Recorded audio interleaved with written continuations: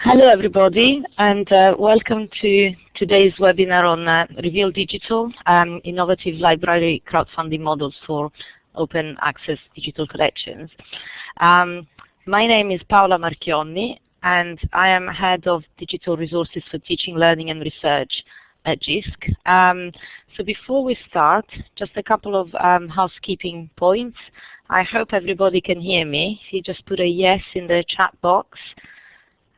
Okay, great. I see some yeses coming in. Excellent. Okay. The second thing is that we are going to mute your microphones during the presentations, and this is really just so that we can avoid background interference. But of course, if you want to ask any questions during the presentations, if you just put your questions in the chat box, then we will go through them at the end of the presentation. So I'll give a little bit of a brief introduction to the webinar and the agenda, and then I'll pass on to my colleagues. So just to set the context, as many of you will know, over the last 15 years, JISC has been really actively involved in supporting democratic access to digital archival collections across the higher and the further education sector through things like national purchases of commercially available resources such as EBO, ECHO, the parliamentary papers, but also by supporting high-profile digitization projects like the British Library 19th Century newspapers, and many other projects also that we've done in collaboration with a number of institutions.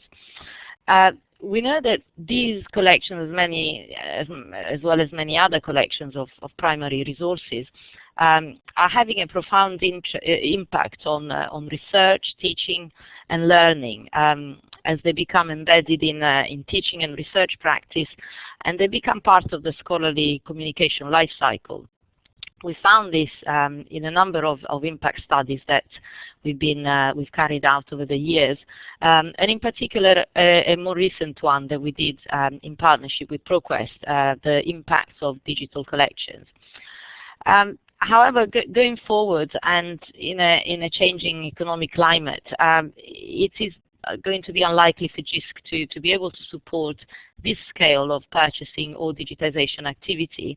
And so we've been looking into alternative models to support our members in accessing and developing digital collections. We've been in contact with Reveal Digital for a few years now, and we've been very interested in their approach to library crowdfunding based on the cost recovery and open access model, which Peggy Glan will talk a little bit more about in a moment. So we would really like to have your feedback on this and to see whether there is interest in the UK for an approach of this kind. And also, finally, last year we did a survey of academics to identify priorities for digital resources, and one of the priorities that emerged was to increase access to digital access to print publications, especially from the late 20th century, and to focus on humanities, social sciences, and social movements such as feminism, and this type of resources. So we thought that the Independent Voices collection really seemed to be an ideal candidate to test and to bring to you. So briefly, just to go through the agenda, in a moment I will hand over to Peggy Glan, who is the Program Director at Reveal Digital. We will then have three speakers to provide different perspectives on the Independent Voices collections. And finally, my colleague Surina Bhatti from JISC Collections will talk a bit about the license and the pledging fees that we agreed with Reveal Digital for the UK institutions. So as I said, if during the presentations you have any questions, please just put them in the chat box, and then I will try and field them at the end and just answer all the questions. So over to you, Peggy. Thank you very much, Paola. Great introduction. Just a quick check with people. Again, can you hear me okay? It's just a couple of yeses. Thank you very much. One of the benefits of doing a webinar versus a conference panel is there's no travel involved, which opens the spectrum of potential speakers to a much larger pool. So in our case, it would be nearly impossible to pull this group of speakers together physically. So I'm just delighted that we were able to all participate virtually, and I thank you for joining us in this conversation.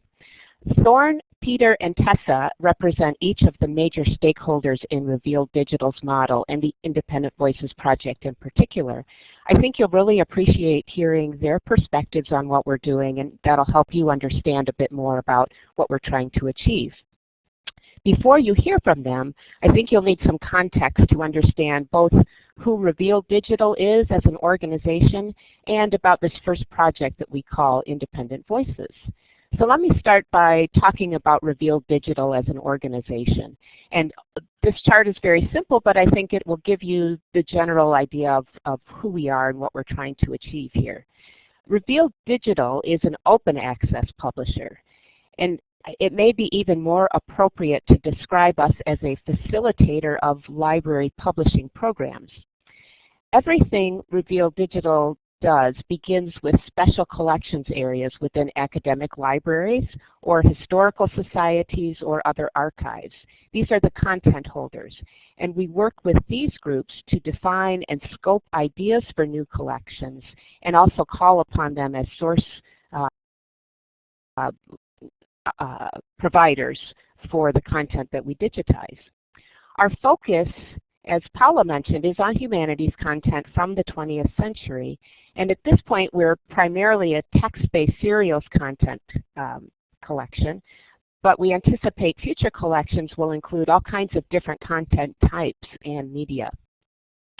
So once a project is defined with the help of our library partners, our archive partners, as I mentioned, the special libraries will provide the source material for digitization, and then they in turn receive back the digital files of the material, rights cleared, to do with whatever they wish.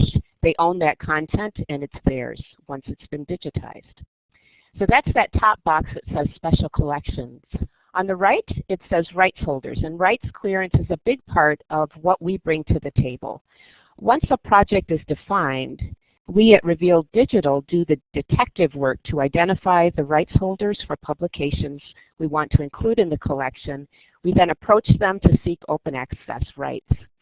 In return for permission from those rights holders, we also provide the rights holder with the high-resolution images of their publications, again to do with what they wish. The final piece of the puzzle are the collection development librarians. Collection development librarians, at least in the US, typically control the spending libraries do to acquire new content. And more, these collection development librarians are also determining which open access programs to invest in. So we approach collection development librarians to ask them to contribute funding to cover the cost of developing these new digital collections. So these librarians will either evaluate the request on the basis of spending money to acquire new and needed content, or they'll evaluate the request in light of their strategy to invest in open access programs. And sometimes in the best case, those two things come together. So as you may be able to tell already, ours is a highly collaborative effort, and it's not only between many different libraries and institutions, but often between different groups within the same library that don't always talk to each other much, the special collections and the collection development groups. So we're working with these groups to ensure projects move forward and are sustained over time. And then this bottom piece is the output of what we do. And that these are new open access digital collections in the humanities that focus on 20th century material, mostly around society, almost distant voices, if you will. Now this diagram can easily reflect the business model of traditional publishing as well. So you may be wondering how we're really different from a commercial publisher. I think there are a lot of answers to that, but primarily the answer lies in the cost side of the equation. Open access does not mean free, as you all probably know very well. Publishing of any kind, whether it's traditional or open access, can be a very costly undertaking. Through Reveal Digital's open access model, we aim to be completely transparent about costs and our goal is to simply recover those costs. Our approach differs from traditional publishers who expect to earn sometimes 60 to 70% profit on top of what they've already earned to cover the costs. And they're also looking to generate revenue streams many years into the future. That's something we're not trying to do. In addition to those issues, we claim no ownership of the content we digitize.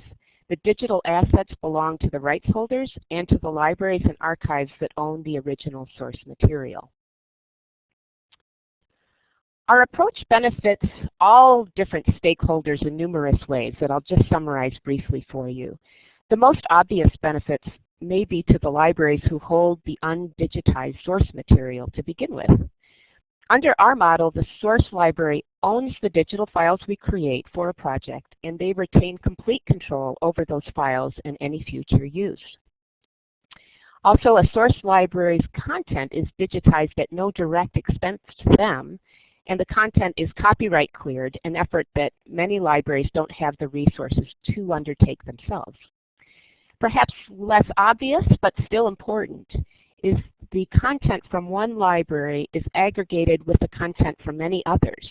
And this ensures the content will actually be more discoverable and more useful than if a single title or a small collection resides in isolation on its own.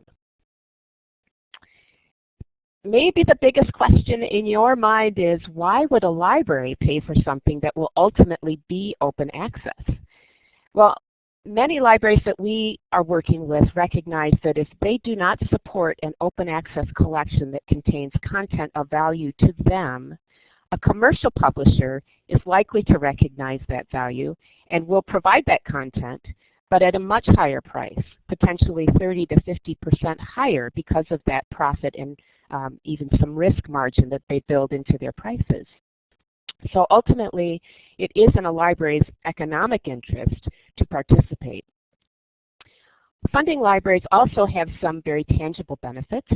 They get immediate access, early access to digitized collections before they are made open access. In addition, libraries are increasingly now supporting text and data mining projects where they are requested by academics to provide large corpora of content for those projects. Funding libraries can request text and metadata downloads from the collections that we develop together at no charge to them, where if they're working with a commercial publisher, there's often a charge associated with that. There's some other basic things that we provide. MARC records and usage statistics are provided only to funding libraries, and those things aid discovery and their own collection analysis as well. And then finally, funding libraries have a great benefit that they're able to nominate content from their own collections that may not have been included in the original scope of a project, but because they're a funding library, we will, if we're able to clear copyright, digitize that content under the project's auspices, under their costs, and provide that content back to the funding library. The last two major stakeholders here are the rights holder and the scholars. So the rights holders do benefit from this project, or this approach. It is fairly rare that a publication on its own is able to charge enough for access to its digitized content to cover the costs for developing that content. So by participating in our projects, publications will be digitized at no cost to the right holder, and they will receive the digitized files back to do with what they wish. Also, by being included in a larger project, their content is actually more likely to be discovered and used, again, than if they're doing it simply in isolation. And finally, the last on the list, and certainly not least, are the scholars and researchers. And I only have one bullet point here, but really this is the group of people we're doing all of this work for, and they are the primary beneficiaries. So they, because this is open access, scholars from anywhere in the world will have access to the material rather than it being available only to elite institutions that are able to afford the price tag for a collection. Now that you have a conceptual idea, I hope, of what Reveal Digital is doing, I'd like to focus on our first project called Independent Voices. Independent Voices is a collection of 60s, 70s, and 80s alternative press publications, primarily, at least at this point, from the US and Canada. It's a work in progress and currently contains 415,000 pages, but when it's complete, it will contain approximately 750,000 pages from our target title list of 1,000 titles. Now, most of this content has never been digitized. Alternative presses were not widely collected by libraries at the time of their publication. That means that it's rare that any one library will have an entire run of even one individual title, and certainly no library has collected all the titles that we're bringing together into this collection. So by collaborating with many libraries, we're able to create complete runs of titles in a digital format and provide a more holistic perspective of the era than has ever been done before. Independent Voices is composed of 9 series covering publications that came out of the major social movements in North America during that era. You can see the list of 8 of the 9 series here. The Right-Wing Press series is not currently listed because we are just beginning copyright clearance work on this series, so no digitization has been done, therefore there's no content in the collection right now. But of what is there, I'm going to kind of take these a little bit out of order, but there are 3 minority press series in Independent Voices. There's the Black American, Latino, and Native American. And all of these movements were emerging at roughly the same time, but they had a different twist depending on their cultural background. So each of these are kind of separate series, but all within something we call the minority press series. And then we've got the Campus and Community Underground series. This is really interesting content. Mainly, these are newspapers that were published as alternatives to the mainstream campus newspaper on local campuses, or local newspapers, regional newspapers that came out of a community. And Paula mentioned feminism as one of the areas that is of interest, research interest from the JISC's survey. And the Feminist Collection was actually the first one that we began developing, and it's a kind of related series, the LGBT series. These were the first 2 that we started, and we've got a lot of content in these 2 series right now. We're still building them. There's a lot of combination between these 2, a lot of overlap between the feminist material and the lesbian material, and then we're adding gay material in this collection as well. So it really rounds out these empowerment movements. There's something called the GI Underground Press series, which features short-run, low-tech newsletters that were published on military bases around the world during the Vietnam War. These newsletters were published mostly by enlisted men, or what were called GIs, and were quite subversive in their time. So very interesting view on the Vietnam War from the eyes of the soldiers who were often not voluntarily involved with that. And then there is the last project here, which may seem a little bit out of context. It's the Literary Magazine Collection, sometimes referred to as Little Magazines. Independent Voices contains the largest collection by far of digitized little magazines. It's really a treasure trove. This content, again, may seem out of context, but it really isn't. The little magazines reflected the social movements of the time, mostly through experimental and avant-garde poetry. If Independent Voices is really a must-have for anyone studying contemporary poetry and its social context. A full description of this collection, including title lists, may be found on Reveal Digital's website. On this site, you will see exactly how much it will cost to complete the collection as originally scoped and where we stand on fundraising. You can see here we are within $100,000 of the project's cost recovery threshold, which is just amazing, great news. Any amount contributed beyond the goal, if we're able to get to the goal and go beyond it, will enable us to expand the scope of the collection, which we'll talk a little bit about in a few minutes.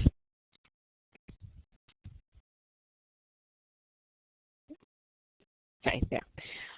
One other thing to note on this site, you will find a list of libraries that have provided funding so far. You will see, if you go to this list, 98 libraries on it. I'd love to get to 100. But at this point, we are at 98, and this includes University of Sussex, the first UK library to join the project, for which we're really grateful. Support for our model and the Independent Voices Project is very widespread across the US and Canada. You'll see many libraries you would expect, like Harvard, Yale, Columbia, the University of California system libraries, but you'll also see many small liberal arts colleges you may never have even heard of, like Allegheny College, Reed College, and Kalamazoo College. Equally important is the involvement of libraries who hold the source material we need for the collection. So far, 37 libraries, archives, and individuals have provided source material for digitization. Without these partners, the collection simply would not exist. So this is a lot of information to throw at you. I hope it's just given you enough background that as my three guest speakers will describe their interest in this, that you'll have some context for that. So we'll begin that with Thorne Dreyer, who was a driving force at one of the most important alternative presses of the era, called the RAG. So Thorne, I'm going to turn this over to you.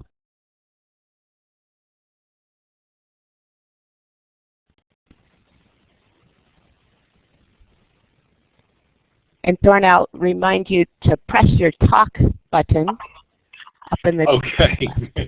Am I here now? There you go. Everybody hear me? Okay, cool. One thing you need to know is that I'm old school, and if I mess up a little bit here, just think of it as charming. I want to thank Peggy so much. It's been a wonderful cooperative experience working with her and with Reveal Digital, and I think it's rewarding for all parties involved. I'm Thorne Dreyer. I have been an alternative journalist for most of my life. I came up in the 60s. I was one of the people who started the RAG in Austin, Texas in 1966, and the paper lasted until 1977, which was actually a long run for an underground newspaper of that era. I was the original funnel of the RAG, and if you notice this wonderful slide, this is from Marion Wizard, who is one of the writers for the RAG, who wrote retrospectively in a later issue about our very early days.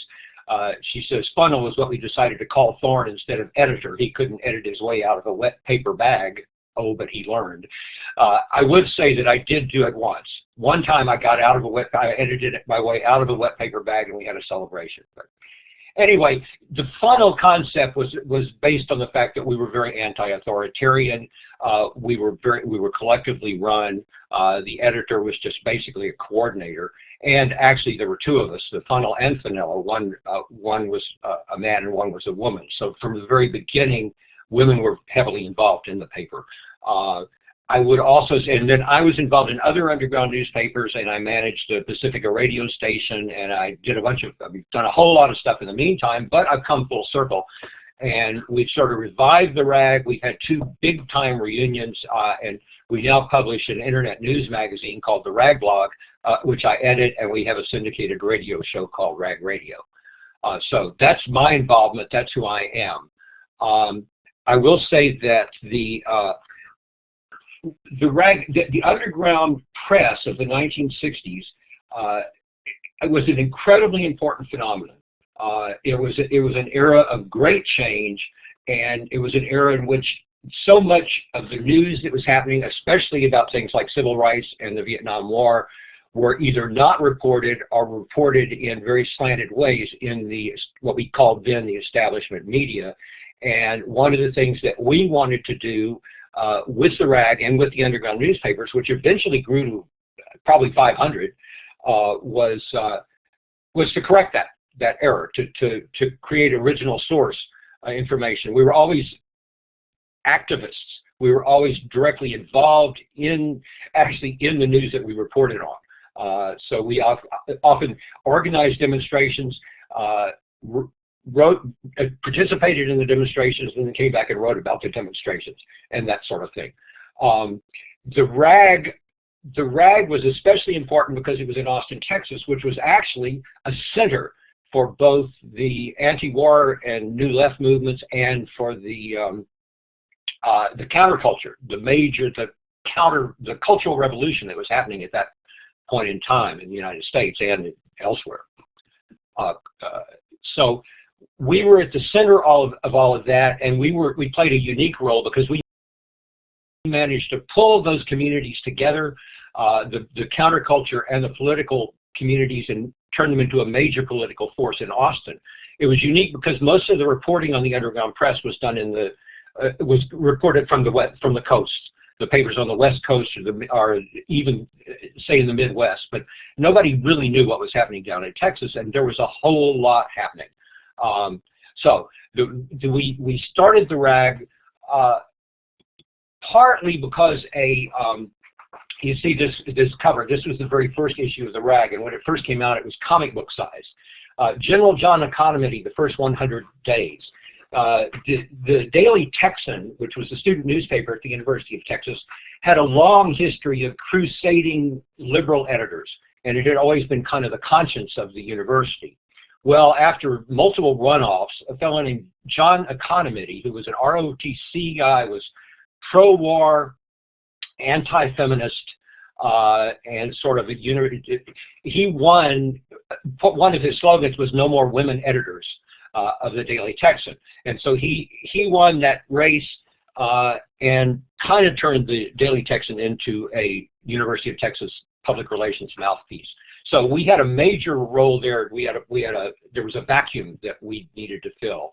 And this article here, General John Economy, the first 100 days, was the lead article in our first issue, and it was about his tenure.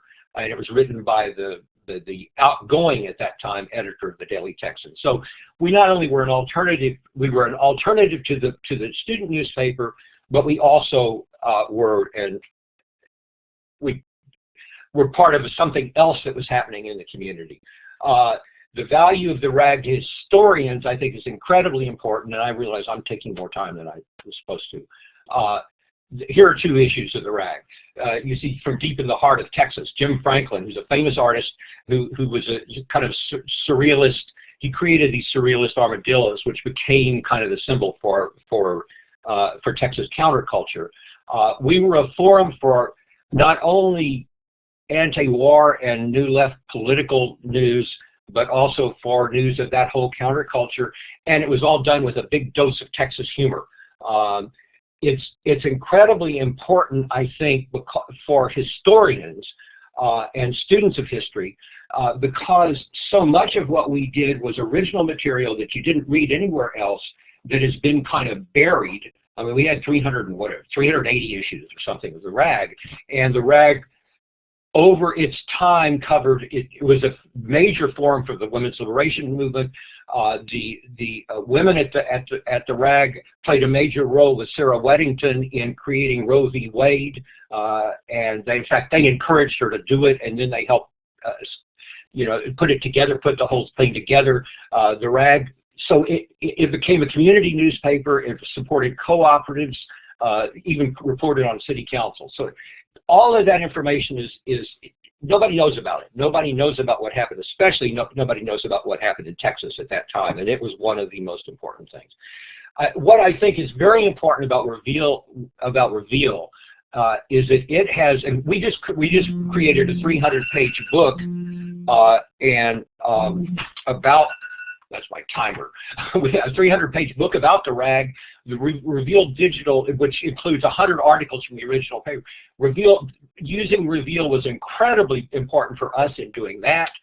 It's already been an incredible resource, I know, for librarians and historians who are working on histories of the RAG. The RAG has become prominent in the coverage of the 60s underground press. I love the way Reveal Digital is set up. I love the open access aspect of it, and we're just delighted to be included in independent voices.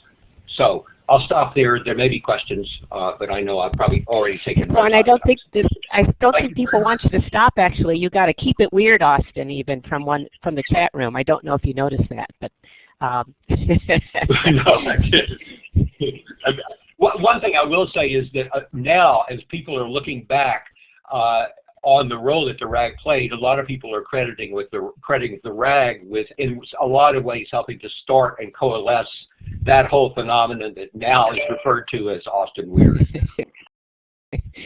Well, we may have to do a whole nother webinar just talking about to individual publishers from some of these alternative presses. The stories are just fascinating, and it's something we don't hear a lot about. So we'll have to look into doing that. Let's move on, and I apologize. There was some background on these slides that is coming through, and it's blocking out the introductory slide. So I apologize for that. But I'll let Peter Berg, who will be our next speaker, talk about his background a little bit and go into some discussion about special libraries. Peter represents special libraries who are source libraries to independent voices, and also Michigan State, from where Peter works, is a generous funding library. So he's really representing a lot of stakeholders here. So I will not take any more of your time, Peter. I'll hand it to you.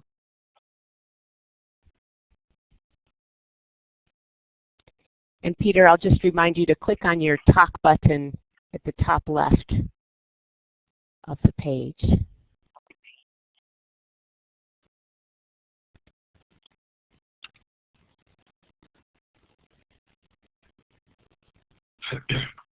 There is that. Peter? We may be having some difficulty with his audio here.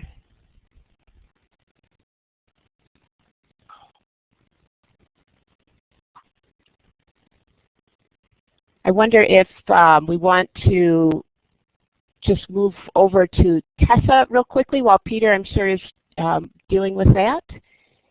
Tessa, are you ready to go ahead? I can advance the slides and we can come back to Peter if you're ready.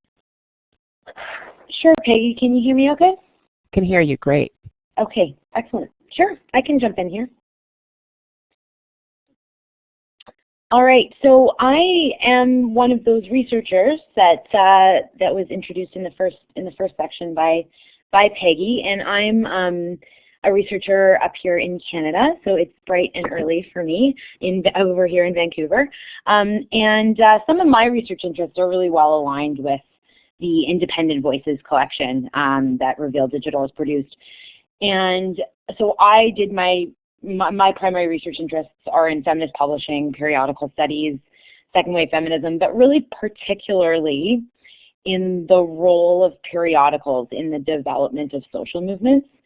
And as Thorne was just describing, much of this material is easily lost and forgotten. And what I find so valuable as a researcher is the way that we can put some of this individual research that we're doing into context by making it easy for me to access not only the materials that I'm working on, but how those materials interact with all of the rest of the collection. So specifically, my research has been on Branching Out magazine, which is actually a good case study in making material more discoverable and useful, like Peggy was saying earlier. So Branching Out magazine was Canada's first national feminist magazine, and it was started only a year after Ms. Magazine was started in the US, and it ran from 1973 to 1980. And the primary difference with Branching Out being that it was never a commercial publication. It meant to be, as you can see from the, oh, I just noticed Thorne's comment there about not hearing anything. Please let me know if you are still hearing me, other people. If you could just let me know, that'd be great. Okay, thank you. So this publication, like I say, it was never a commercial publication. It was always produced exclusively by volunteers. But as I hope you can tell from the covers, it was intended to be a newsstand publication. So unlike some of the other alternative feminist magazines that were published across Canada, of which one library in Canada has collected over 900. So the big wealth of material. But Branching Out was more of a newsstand publication. And so as you can kind of see here, some of you will maybe have noticed Outwood's name there. Branching Out tried to combine the more successful Canadian women writers alongside of up-and-coming Canadian women writers, as well as looking at being a general interest magazine for Canadian women that had a feminist or women's liberation slant. So in the early years, it was more about providing a publication venue for both fiction and nonfiction content. Lots of poetry. There was always an art essay in every issue, which is one of the reasons why having the digitized material is so fantastic, is that there are also beautiful reproductions of all of the artwork that was published in the magazine. You'll see the cover there in the top right corner. That's Rosemary Brown, who ran for the leadership of the New Democratic Party in Canada in 1975. And the mainstream press was not covering her candidacy. It was more seen as a coronation of another candidate. And what Branching Out was able to do is do a long-form interview with her, feature her on the cover. So important women's issues that weren't getting treated in the mainstream press, I mean, referencing Thorne's comments earlier, were being able to be taken up in Branching Out. Over the years, as the feminist movement progressed, they went to theme issues. I saw the comment on the Women in Sports cover. As they switched to themed issues, they became a more overtly feminist publication, where there was women in the environment, women in fashion, which is kind of a misleading title. There's a lot of good spoof articles in the Women in Fashion, some interesting work on garment workers. And these themed issues allowed them to explore a single theme in more depth. One of the kind of big features was legal advice, actually. There was the Alberta Law Society in Canada gave Branching Out a big grant to be able to publish legal advice, and the law column was a very successful aspect of the magazine. But all of this was done outside of commercial publishing, and so when the driving force behind the magazine, Sharon Batt, who was the longtime editor from 1975 to 1980, when she decided to stop working 60+ hours a week to try to get this magazine out every 3 months, the magazine then folded. So one of the stories of burnout. So Sharon was the longtime editor, and her as well as Susan McMaster, who was the founding editor. They're the ones, the rights holders, who were then, as Peggy described, provided with the digital files of all of these materials, which has been absolutely amazing because we are now hosting these digital files on a variety of locations on different Canadian projects, feminist digitization projects. So the ability of Susan and Sharon, the founding and longtime editors of Branching Out, to then have these materials that they can choose to share in other ways and make part of other collections has especially from the researcher's perspective, I think just been really remarkable and quite an outstanding benefit of having participated in this project. So just to give you a kind of a sense here as a researcher, one of the things that I find so exciting is, as Susan was the founding editor and kind of had the focus on the arts, she went on to become a successful poet here in Canada, whereas Sharon was more in the political activist thread of the magazine. You can see here from the titles, we've got an art essay, we have an essay about what is feminism going to look like in Canada in the 1980s, and then we've got some poetry by Lorna who went on to be Lorna Crozier, one of our well-known Canadian poets, alongside some artwork. And for me, when I was originally doing my research with my paper copies of the magazine, one of the questions I had, which I have not yet answered in my research, is what's the relationship between the themes in the art content and the themes in the nonfiction content? And I can make small inferences based on my reading. But if I were able to search, as I now am, because branching out is part of the collection, then I could have more information to create the relationships between the art content and the nonfiction content. And then the other really exciting thing for me as a researcher about the collection is that you can see here on this slide the branching out in advertisements. So I didn't know until branching out was a part of this collection that branching out was actually placing advertisements in American publications. So this was something that never came up in the interviews that I conducted when I interviewed people who worked on branching out. And then I searched for branching out in the Independent Voices collection, and I found places where it was actually mentioned or advertisements were shown in other publications in the U.S. And this is all by way of just saying that it's quite remarkable to have these files where you can not only create relationships within a single publication, but also between other publications, and we can start to get a sense of the movement as a whole. And so even as a researcher from Canada, being able to put that into a North American context is really exciting. Also, just by way of transition here back to Peggy, I just wanted to say that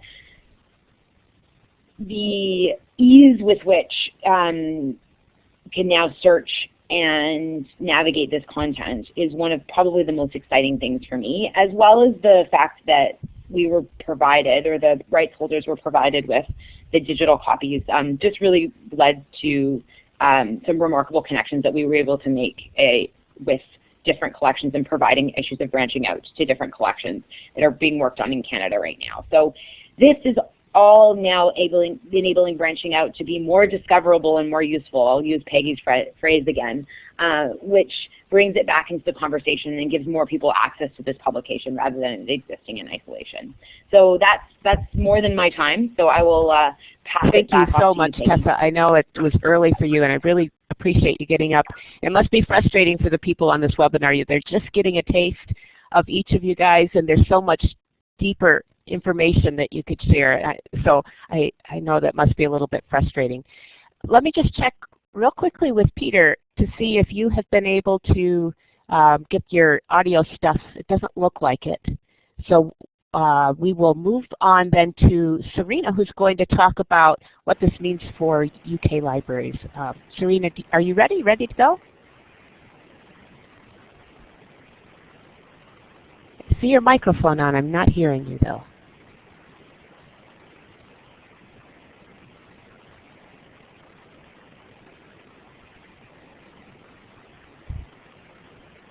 Can you hear me now? Ah, there you are. Thank you. Sorry. So hi everyone. You're probably wondering what the pledging fees are, so let me just skip to the slide. Okay, so we have a slide with the pledging fees here for the UK institutions for higher education.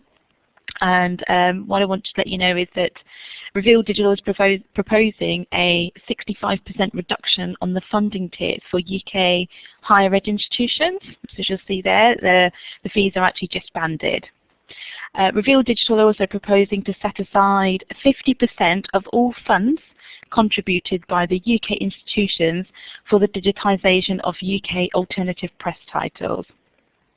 Now, those institutions that make a funding commitment to independent voices may nominate titles from their own holdings or another library, and that's assuming that Reveal Digital are able to acquire the copyright permission. Those titles will be included in independent voices and the digital files provided to the source library and JISC.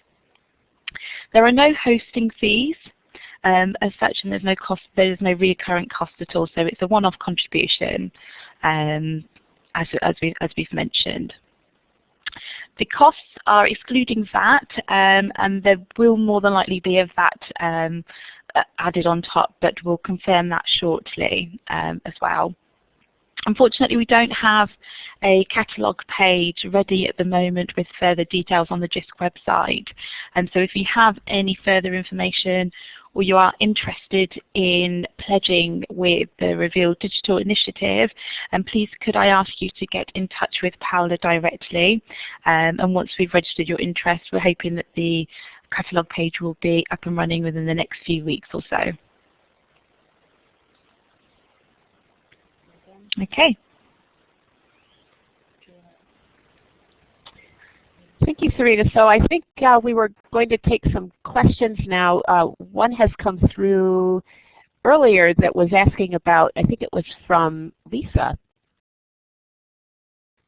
asking about poetry being its own facet. And it's an interesting question. We have had a few requests from libraries here if they, in particular, could get just the feminist and LGBT collection. And we went down a discussion path with one particular library on that, and they ended up not doing that. So while we thought there might be some interest in each individual collection, it's turned out that as people go down that path, they realize they want to have more context around each of the individual series. And so we've never actually broken a piece of it out to have on its own, although it certainly is a possibility that we would do in the future. So thank you, Peggy. Any other questions? Yes. There's another question. Possible for temporary guest access for colleagues to look at the collection. So I think, Peggy, this is one for you again. Sure. Yes, we are certainly able to set up a trial access, if you will, for 30 days, potentially 45, depending on how things work. So what we would need either is an individual, if there's just one person that's interested in that at an institution, we can set it up on an individual basis. We can also potentially set it up on a campus-wide basis using IP ranges. So I would just need to interact with you to get those things set up, and that's absolutely a possibility. So Peggy, perhaps I could field any inquiries from anybody in the UK. If people contact me, my email address is just on the slide, then I can pass them on to you, Peggy? Sure, yeah, that's fine. Yeah, looks good. Okay, so there's another question from Lisa about who decides which titles are locked and which are open. Is that the library, the editorial board, or a Reveal decision? I think eventually all the titles go on open access, but Peggy, you correct me if I'm wrong. No, that's right. So with Independent Voices, what we've done is, this was our first project, sort of a test proof of concept kind of a project. And when we were originally working with a steering committee, they said that in order to incentivize libraries to participate, we would want to have a period of time where the access to the collection was open only to those funding libraries. And they suggested that we include the fundraising period, which technically is ending in early 2017, and then add an additional 2 years beyond that to protect, if you will, the last ones in. So we adopted that, and that was what we made promises to institutions with early on. And so the plan is to go open with the entire collection in January 2019. Until then, we have had a few titles that we wanted to make open so that people who wanted to not have an official trial access to this, but just wanted to have get a feel for how the content looks and works, that there would be a few titles that would be open for anybody to look at. The RAG is one, and there are a few others. And the decision was made just kind of looking at where we thought there would be a lot of interest from just generally people doing searches out there, and in cooperation with the original publisher too. Thank you, Peggy. There is another question from Steve Sharp about who will decide what UK content gets digitized. I think this is perhaps a question I can try and answer. Sure. So in the UK, GISC will help coordinate that, but we took the view that because this is a very, it's a very innovative initiative, we haven't been here before, and the whole point of the collaborative approach is that the libraries that pledge for funding are the ones who are then involved in the governance and in the decision making about the process to follow to decide what content gets digitized. So we have deliberately not made any assumptions, but the plan is very much to see, to group together the libraries, the institutions that pledge, and then to devise the process with them. So I'm looking at another question. Lisa, I think you said something about would you enforce this policy with European content? I'm not sure what. I think I understand you were, what she's asking. So if an institution, University of Sussex is an example of this. When they became a funding library, we opened the entire collection to University of Sussex using their IP ranges. And that is what we would do going forward. So until 2019, if you're not a funding library, you won't have access to this collection. January 2019, it will be open to everyone. Any of the UK libraries that come on board between now and then will have immediately open access campus-wide to the content. I hope that answers the question. Okay, then I think there is another, there's another question, Peggy, I think for you from Douglas Field, about what kind of challenges have you experienced with clearing copyright, and if you have had much experience of UK copyright material. That's an interesting question for sure. We've clearing the copyright in the US has been an incredibly, I guess, encouraging and uplifting experience, believe it or not.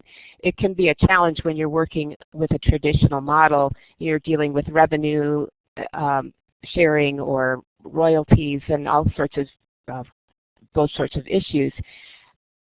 We've been approaching alternative presses, and their purpose for publishing originally was never about generating revenue. It was about getting the word out about their movement and about things that were important to them. So when we came along and said we want to do this open access collection and include your publication, those original publishers may not have given permission to a commercial publisher because that was antithetical to their whole purpose to begin with, where ours is all about getting this content out to as many people as possible. So that connection between our two missions aligned very nicely, and as a result, we found that I'd say 95% of those publications that we have approached have been not just willing to provide the complete open access rights, but really excited to participate in the program and have told their friends, so they've helped us make connections to other copyright holders, and it's become a real community experience. Now, we don't have that same experience in the UK yet, so I know there will be challenges, and the copyright laws there are different than they are here. So we're very aware of those. We understand those are going to be challenges that we'll need to work through, but given our experience in the US, we are feeling reasonably confident that we'll be able to clear copyright for a number of UK titles and expand what we're doing. Okay, thank you, Peggy. I think there is another question from Julia about whether there are plans to expand this beyond the humanities. At this point, we are focused on the humanities only. I'm wondering, Julia, what other areas where you see this model potentially working well, because we'd be open to that. For now, our focus has clearly been humanities, specifically 20th century sort of dissident movements. So maybe, Julia, if you have any suggestions, you can put them in the box. Mm-hmm. And Lisa, you had, I think I skipped a question, but we touched on the European element before. So let me just check with Peggy that, and Lisa, that you feel the question has been answered. What about opening the locked content to European libraries if they subscribe? I suppose if they subscribe. Yes, we would do that, yeah. Yeah. Subscribe is not really the most appropriate term here because there's no ongoing fee after. So it's not every year you're renewing a subscription. You're really contributing to the cost of doing the collection. So I tend to call them contributing libraries or funding libraries, not subscribers. Yeah, okay. And then from Lisa, an interesting question about would you open the invitation out to who can be on the JISC editorial board, and can I put my name forward, my name down? Possibly. I mean, in the past, when we have coordinated digitization projects, and I've had sort of gone out to the community inviting bids for collections to be digitized, we've always involved representatives of the academic and the library community in our sort of committee that would review and that would mark any proposals. So if we were to set up a similar system to this one, I'm sure we would want to involve a range of people. So I will definitely keep your name. Yes, put your name down. Awesome. And Julia, I saw that you had mentioned that you've got history of medicine content, which is a really interesting area. I could see us moving into that area. I'm also aware of the great work the Wellcome Trust has done with that kind of content, and there may be some opportunity at some point to partner with them in some way and pull in content from individual institutions and have some sort of collaborative or at least complementary projects going with that.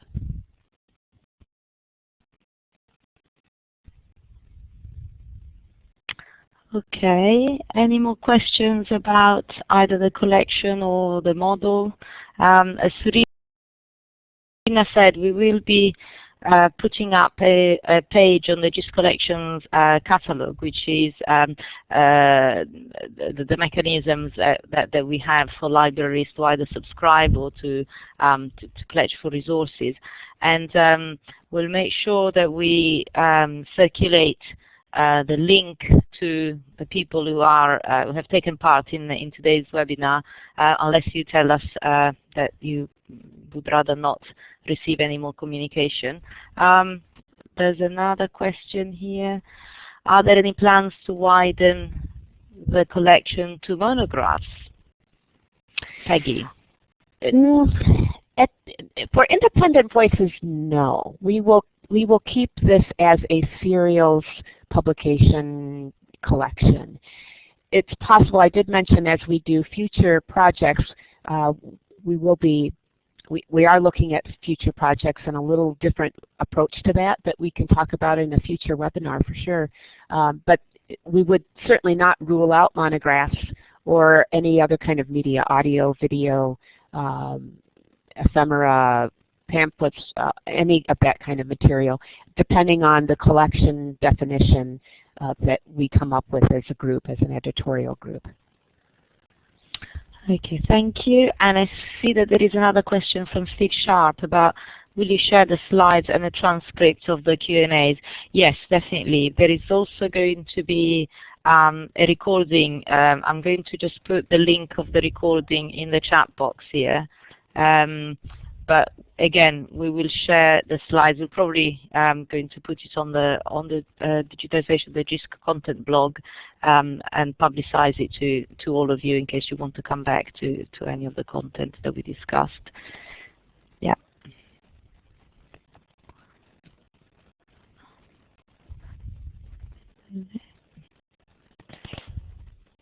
Be good to include Peter's prezi too. Yeah. Yes, sure. definitely. Yeah. It's a real shame that in the end we couldn't include Peter, but definitely I'm sure we can get it. What a treat to meet you all. Thank you. I feel the same way. Okay. Any more questions on the contributions? Okay. Thank you for that comment, Lisa. I know Surina has to go in a few minutes, so okay. Well, I think Peggy and the other speakers, if you agree, if there aren't any more questions at this stage, we can close the webinar. And again, unless people tell us not to, we can follow up with the link to the recordings, the presentations, the Q&As, and any more information as it becomes available for about the GIST Collections page, through which people will be able to pledge. In the meantime, if anybody has any more questions or inquiries, they can just email me. It's paola.marchionni@gisc.ac.uk. Okay, well, thank you very much to everybody for taking part and to our speakers. Bye then. Thank you, Paola. Bye-bye.